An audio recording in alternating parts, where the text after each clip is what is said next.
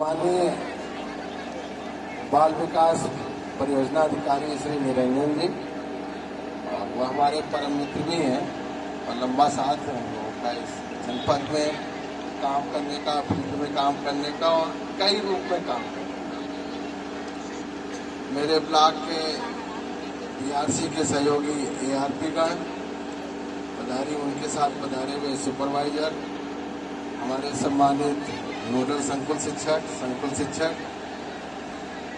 सभी प्रधानाध्यापक, उनके साथ को-लोकेटेड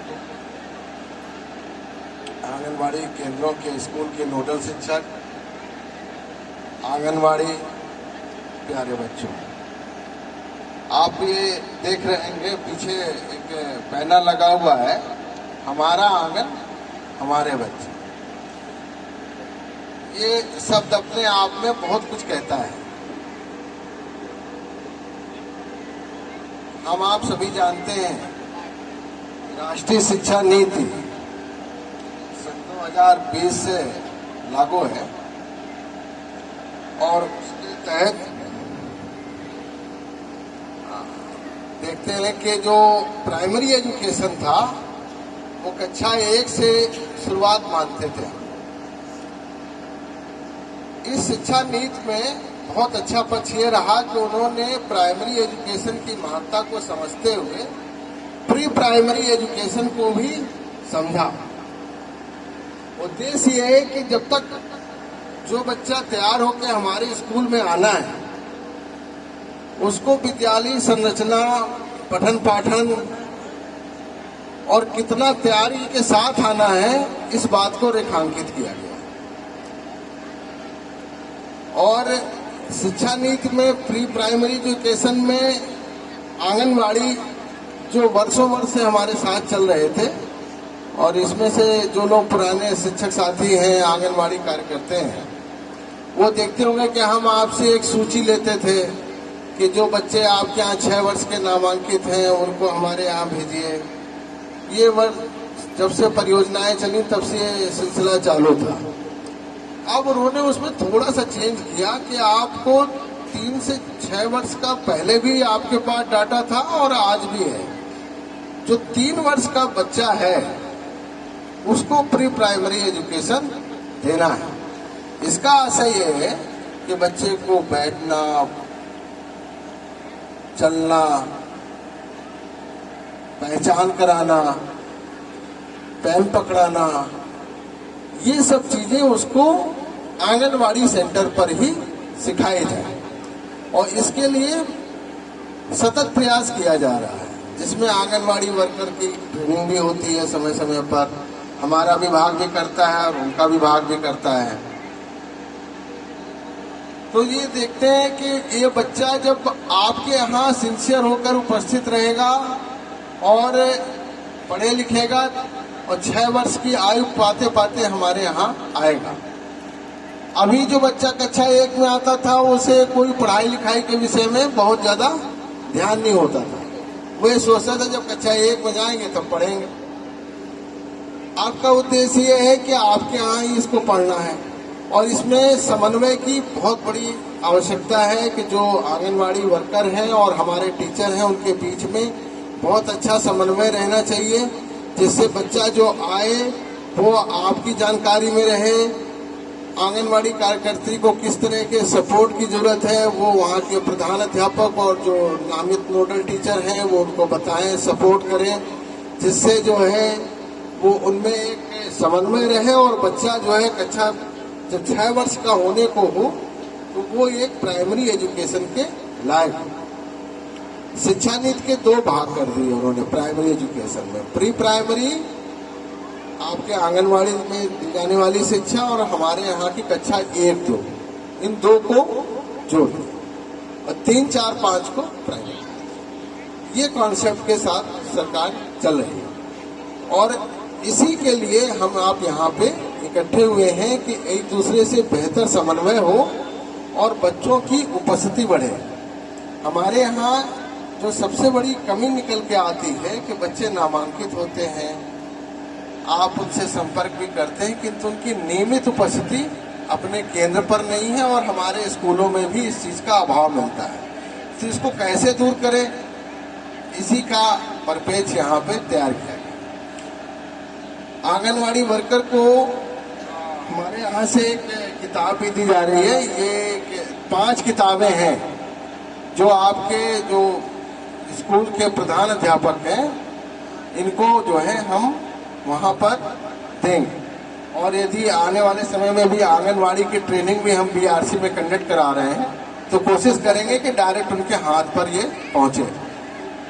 ये 5 किताबें हैं, चाहे कालापुर, पराग, चाहे भाग 2, ऐसे 5 किताबें हैं। इनका भी प्रयोग करके हम इसको बेटर टू बेटर सरलीकृत करके कैसे पढ़ाएं इसके लिए है। इसके साथ बच्चों का हमारे शिक्षक बंधु सभी जानते हैं उस काम में संकुल शिक्षक, नोडल संकुल शिक्षक, एआरपी सभी लगे हैं। समय समय पर निपुण परीक्षा आयोजित की जाती है। निपुण परीक्षा वास्तव में बच्चे की दक्षता की एक परीक्षा है जिससे बच्चे ने कितना सीखा इसका आकलन हम कर सकें। क्योंकि यदि निपुण का टेस्ट देखिए बहुत सरल रहता है। आप जो लोग यूज करते हैं वो देखते होंगे कक्षा 1, 2, 3 का जो उसमें है तो केवल बच्चों को पढ़ना, गिनती के शब्द, ये सब चीजें हैं। पर यदि वो दक्षता वो प्राप्त कर लेते हैं तो बच्चे को निपुण घोषित किया जाता है। निपुण टेस्ट हर 6 महीने में हम आप करा रहे हैं, उसका आकलन देखते हैं। टीचर्स के से ये उम्मीद करती है सरकार के जो निपुण टेस्ट कराए उसके रिजल्ट का इंटरवेंशन करें और जो बच्चे संघर्षशील हैं, कम पढ़ लिख रहे हैं, कम सीख पाए हैं, उनको जो है पूरा सिखाया जाए। तो आज जो हमने आपने पत्र पढ़ा होगा जो शासन की गाइडलाइन के मुताबिक हर न्याय पंचायत से 5 ऐसे बच्चों को भी बुलाया है जो निपुण टेस्ट में अव्वल आए और उनको प्रोत्साहित करने के लिए एक छोटा सा पुरस्कार भी दिया गया है। जाके वो अपने स्कूल में जाएं, दिखाएं और आपके केंद्रों में भी इसकी जानकारी हो तो और लोग, गांव के लोग देखें, उससे प्रेरणा लें और अपने बच्चों को बेहतर पठन पाठन के लिए प्रयास करें और तैयार करें और आपका सहयोग करें, जिससे कि बच्चा अपनी मुख्य धारा में शामिल हो सके और पठन पाठन कर सकते हैं।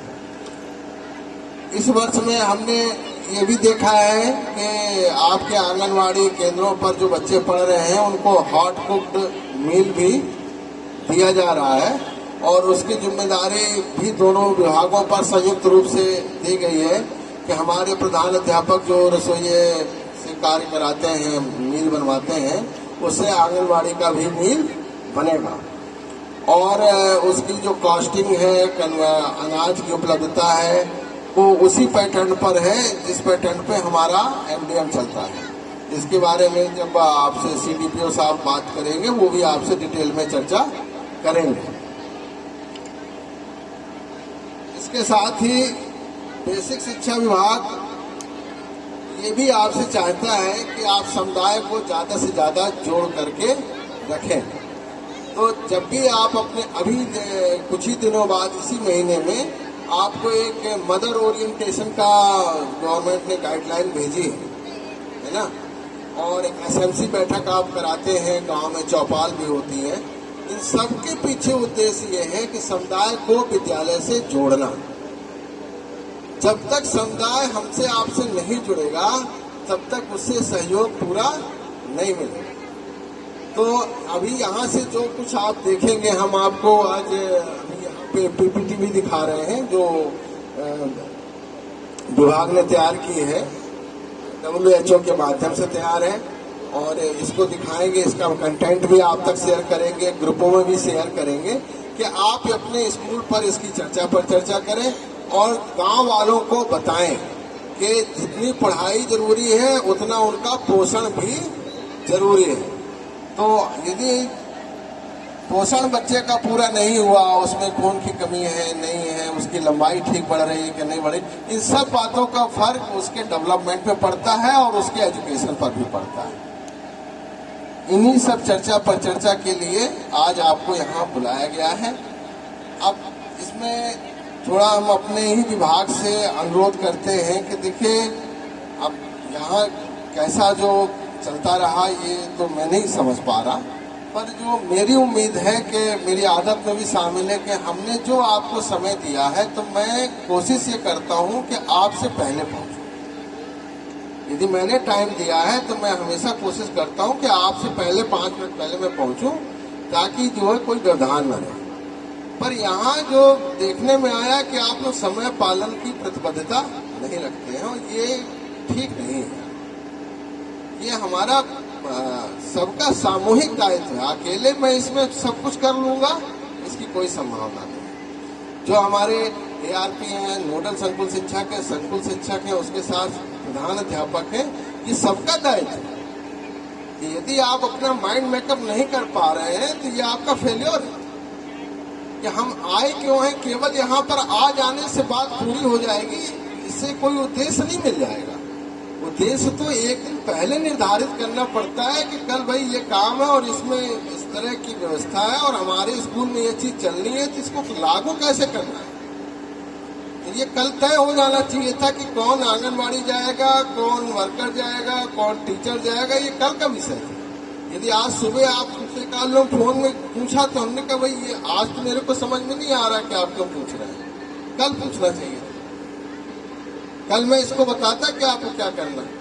अब तो समय पहुंचने का है, अब आप हमसे पूछ रहे हैं कि साहब हमको जाना है कि नहीं जाना है। तो हमने कहा यार आप ये तो तुमको स्कूल के अंदर तय करना पड़ेगा। इससे तो कहने का ऐसा ही है कि देखिए समय के साथ अपने को अपडेट रखिए, और समय पालन अपने निजी जीवन में सफलता के लिए और सार्वजनिक जीवन में सफलता के लिए बहुत जरूरी है।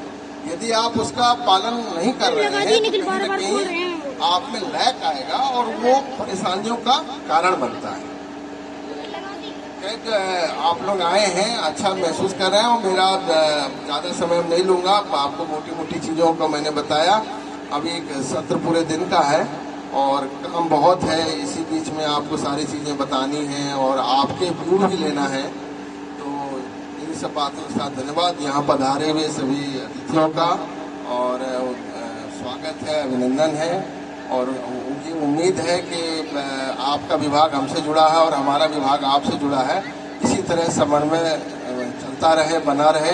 आज उनके अवकाश का दिन था, इसके बावजूद भी वो आए हैं झांसी से यहाँ तक, इसलिए उनका पुनः एक बार धन्यवाद है।